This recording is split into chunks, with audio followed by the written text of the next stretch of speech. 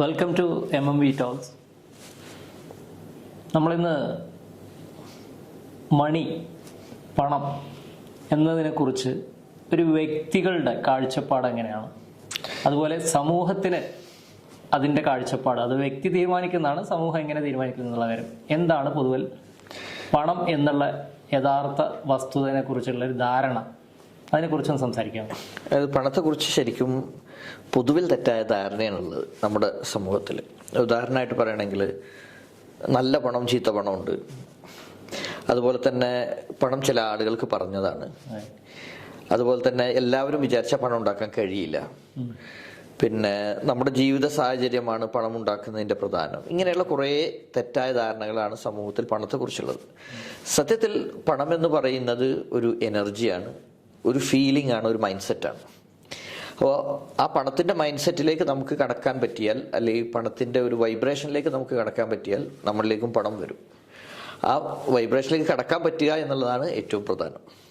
അപ്പോൾ അത് കടക്കണമെങ്കിൽ നമുക്ക് കുറച്ചുകൂടെ പണത്തെക്കുറിച്ചുകൂടി നന്നായി മനസ്സിലാക്കണം. പണം എങ്ങനെയാണ് സമൂഹത്തിൽ വർക്ക് ചെയ്യുന്നത് എന്നുള്ളത് നോക്കണം. ചില ആളുകൾക്ക് അത് ജന്മസിദ്ധമായിട്ട് തന്നെ അല്ലെങ്കിൽ അവരുടെ എക്സ്പീരിയൻസിലൂടെ അവർക്ക് മനസ്സിലാക്കാൻ കഴിയും. പക്ഷേ നല്ലൊരു ശതമാനം ആളുകൾ ഇപ്പോഴും പണത്തെക്കുറിച്ച് വളരെ തെറ്റായ ധാരണയാണുള്ളത്. മാത്രമല്ല, പണത്തിന് പിന്നാലെ ഓടേണ്ട ഒരു സാധനമാണെന്നാണ് എല്ലാവരും വിചാരിക്കുന്നത്. പണത്തിന് പിന്നാലെ നമ്മൾ ഓടുക, നമ്മുടെ ജീവിതകാലം മുഴുവൻ പണത്തിന് വേണ്ടി ഇങ്ങനെ അധ്വാനിക്കുക, കിട്ടുന്ന പണം ചെലവഴിക്കുക, ഇങ്ങനെ ജീവിതം തീർന്നു പോവുക. ഇതാണ് ജനറലി സംഭവിക്കുന്നത്. അതിന് പകരം പണം നമുക്ക് വേണ്ടി വർക്ക് ചെയ്യാനും പണം നമ്മെ തേടിയെത്തുന്ന തരത്തിലേക്ക് നമുക്ക് നമ്മുടെ ജീവിതത്തെ മാറ്റാൻ കഴിയും. അത് ശരിക്കും പഠിക്കുകയും പ്രാവർത്തികമാക്കുകയും ചെയ്താൽ, അതിൻ്റെ ടെക്നിക്കുകളുണ്ട്. അതുപോലെ തന്നെ പണവുമായി ബന്ധപ്പെട്ടിട്ടുള്ള വിശ്വാസങ്ങളിൽ മാറ്റങ്ങൾ വരേണ്ടതുണ്ട്. അങ്ങനെ ഇതിനെ കൃത്യമായിട്ട് പ്രാവർത്തികമാക്കിയാൽ ഏതൊരാൾക്കും പണം സമ്പാദിക്കാൻ കഴിയുമെന്നുള്ളത് യാതൊരു സംശയമില്ല. അതായത് പണത്തിനോടുള്ളൊരു ഭീതി, അത് ചില ആളുകൾക്ക് ജന്മന കിട്ടുന്ന, അല്ലെങ്കിൽ ഒരു ജീവിത സാഹചര്യങ്ങളിൽ നിന്ന് അവർക്ക് വന്നിട്ടുള്ള, അല്ലെങ്കിൽ സമൂഹത്തിൽ നിന്ന് കിട്ടുന്ന ഒരു കാര്യമാണ്. ഇതിനെക്കുറിച്ച് ഇത്ര ഡീറ്റെയിൽ ആയിട്ട് പഠിക്കേണ്ടത് എന്നുള്ളതാണ് വസ്തുത, അല്ലേ? തീർച്ചയായും. കാരണം പലപ്പോഴും പണം നമ്മളിലേക്ക് വരാതിരിക്കുന്നതും കയ്യിലുള്ള പണം നഷ്ടപ്പെടാനും കാരണം സാമ്പത്തികമായ കൺസെപ്റ്റിനോടുള്ള ഭയമാണ്.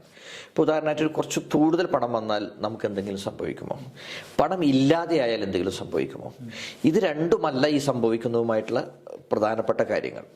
അപ്പോൾ സംഭവിക്കാത്ത കാര്യത്തെക്കുറിച്ച്, അല്ലെങ്കിൽ സംഭവിക്കാൻ സാധ്യതയുണ്ട് എന്ന് കരുതുന്ന കാര്യത്തെക്കുറിച്ച് നേരത്തെ ഭീതി ഉണ്ടാക്കുകയും അതിലൂടെ നമ്മുടെ കയ്യിലുള്ള പണം കൂടി നഷ്ടപ്പെടുകയും ചെയ്യുന്ന സാഹചര്യം ഒരുപാട് നമുക്ക് കാണാൻ കഴിയും. അപ്പോൾ ഇവിടെ കുറച്ചുകൂടെ നന്നായിട്ട് അതിനെക്കുറിച്ച് പഠിക്കുകയും മനസ്സിലാക്കുകയും പ്രോപ്പറായിട്ട് മാനേജ് ചെയ്യുകയും ചെയ്താൽ നമുക്ക് സാമ്പത്തികമായിട്ടുള്ള ഒരു വലിയ ഉയർച്ച ഉണ്ടാക്കാൻ പറ്റും. 3 കാര്യങ്ങളാണ് ഇതിലുള്ളത്. 1, പണം ഉണ്ടാക്കുക. 2, പണം നന്നായിട്ട് മാനേജ് ചെയ്യുക. 3ാമത്, ഈ പണം കൊണ്ട് വീണ്ടും പണം ഉണ്ടാക്കുക, അല്ലെങ്കിൽ അതിനെ കൂടുതൽ മൾട്ടിപ്പിൾ ആയിട്ട് പണം ഉണ്ടാക്കുക. ഈ 3 കാര്യങ്ങളാണ് പണമായിട്ടുള്ളത്. പണം ഉണ്ടാക്കണം, അതിനെ നന്നായിട്ട് മാനേജ് ചെയ്യണം, അതിനെ മൾട്ടിപ്ലൈ ചെയ്യണം. ഇതാണ് പണത്തിൻ്റെ പ്രോസസ്സ് എന്ന് പറയുന്ന സാധനം. ഓക്കെ. അതായത് നമ്മളിലേക്ക് പണം ഒഴുകണമെന്നുണ്ടെങ്കിൽ ആദ്യം ആ പണത്തിനോടുള്ള മനോഭാവം മാറണം, മാനസികാവസ്ഥ മാറണം. പണം ഇഷ്ടമുള്ള ആളുകളിലേക്ക് മാത്രം പോകുന്ന സാധനമാണ്. നമ്മൾ പണത്തെ ഇഷ്ടപ്പെടുന്ന ആളുകളിലേക്കാണ് പണം പോവുക. പിന്നെ മാത്രമല്ല, പണം ക്രിയേറ്റ് ചെയ്യാൻ ആവശ്യമായിട്ടുള്ള സോഴ്സുകൾ നമുക്ക് കണ്ടെത്താൻ പറ്റണം. ആളുകൾക്ക് സംഭവിക്കുന്നത് പണം കണ്ടെത്താനുള്ള സോഴ്സുകളെ കാണാതെ പോകുന്നു എന്നാണ്. പണവുമായിട്ട് നല്ല ബന്ധമുള്ള, പണത്തെ ഇഷ്ടപ്പെടുന്ന, പണത്തെ നല്ലതാണെന്ന് വിചാരിക്കുന്ന ആളുകൾക്ക് ഈ സോഴ്സുകളിലേക്കുള്ള വിസിബിലിറ്റി കൂടുതലായിരിക്കും. അപ്പോൾ കൂടുതൽ വിസിബിളായിട്ടുള്ള സോഴ്സുകളിലേക്ക് കണക്ട് ചെയ്യാൻ പറ്റും. മാത്രമല്ല, അതിനുവേണ്ടി പ്രോപ്പറായിട്ട് സിസ്റ്റമാറ്റിക്കായിട്ട് വർക്ക് ചെയ്യാൻ പറ്റും.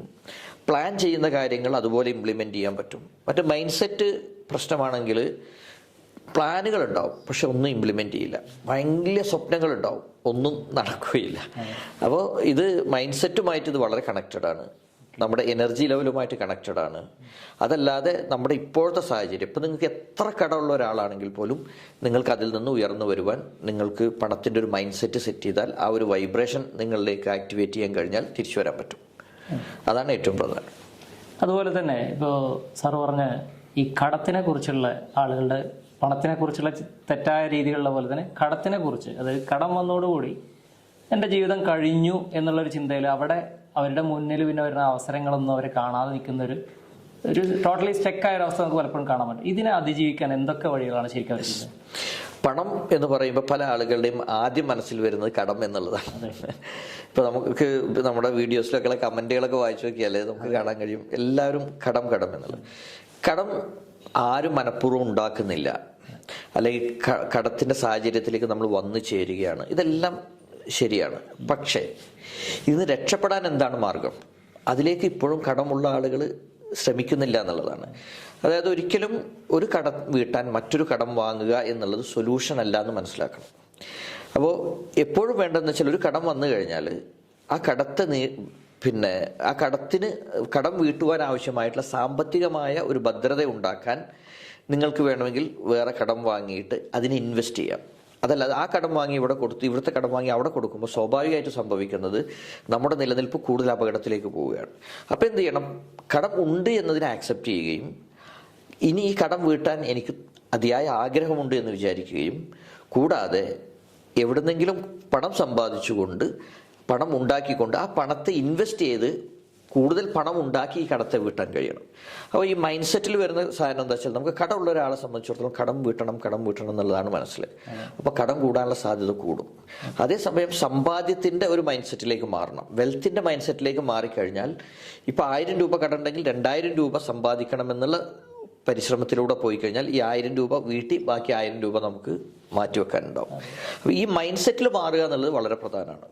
പിന്നെ കടം ഉള്ള ഒരാളെ സംബന്ധിച്ചിടത്തോളം ഈ കടം ഒരിക്കലും അദ്ദേഹത്തിന് സമ്പാദിക്കുന്നതിനോ അതല്ലെങ്കിൽ വീണ്ടും ഒരു വിജയത്തിലേക്ക് പോകുന്നതിനോ ഒരിക്കലും തടസ്സമാവില്ല.